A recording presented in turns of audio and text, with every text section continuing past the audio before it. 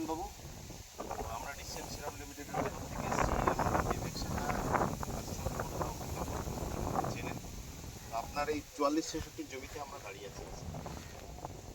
আপনার হচ্ছে ভাঙড় থানার অন্তর্গত ফুলবাড়ি গ্রামে এই জমিটা অবস্থিত। তো এইখানে আপনার ভাই, আপনার ভালো নাম দাদা? আমার নাম বাবলু মোল্লা।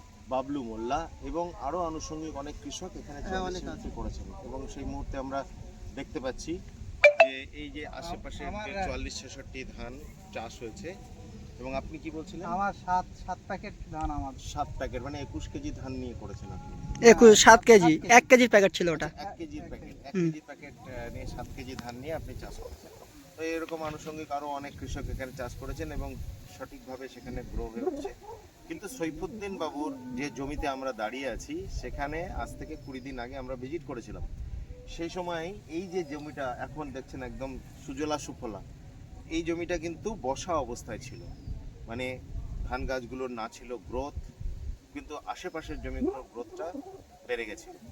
তো আমরা এখানে দিদি ভাইয়ের সঙ্গে যখন এসছিলাম তো ওনাকে আমরা সাজেস্ট করে যাই যে অ্যালেক্সি দেওয়ার জন্য।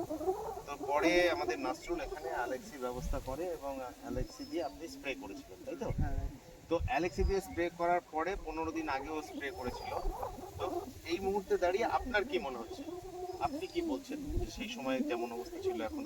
এখন আমার ধান খুব ভালো, হ্যাঁ, মানে আগেকার তুলনায় খুব ভালো হয়েছে, খুব পরিবর্তন অনেক পরিবর্তন হয়েছে এবং আপনিও তো দেখছেন সচরাচর। আমরা চাষি সব ভাই তো চাষ করেছি পাশে। হ্যাঁ হ্যাঁ, পাশেই জমি। তো সেই অবস্থা দেখেছিলেন এবং এই অবস্থাও দেখছেন। ধানের গ্রোথ খুব এখন খুব ভালো, হ্যাঁ, আশা করা যায় ভালো ফলন হবে। ভালো ফলন হবে আশা করা যায়। এবং দেখুন আমরা এটা 120 দিনের ভ্যারাইটি, সেই অনুযায়ী এখন পর্যন্ত মোটামুটি 70-75 দিনে তো পৌঁছে গেছেই বীজতলা থেকে যদি ধরে নিই। এবং আপনারা দেখছেন কিছু শীষ বেরোনো শুরু হয়েছে এবং ধানের আমরা যে এই যে গাছটাকে দেখছি এখানে দেখুন গোল পুরো কাঠিগুলো গোল হয়ে গেছে, মানে ভেতরে পেটের মধ্যে ধান ভর্তি, কিছুদিনের মধ্যেই বেরোবে। এবং আপনারা দেখতে পাবেন যে 120 দিন টোটাল যে চিত্র আমরা বলেছি সেটা কিন্তু 110 থেকে 115 দিনের মধ্যে মোটামুটি কমপ্লিট হয়ে যাবে, ঠিক আছে? এবং ধানে দেখুন আপনি কি রোগ দেখেছেন, গোড়া পচা রোগ দেখেছেন? হ্যাঁ, আগে দেখেছি।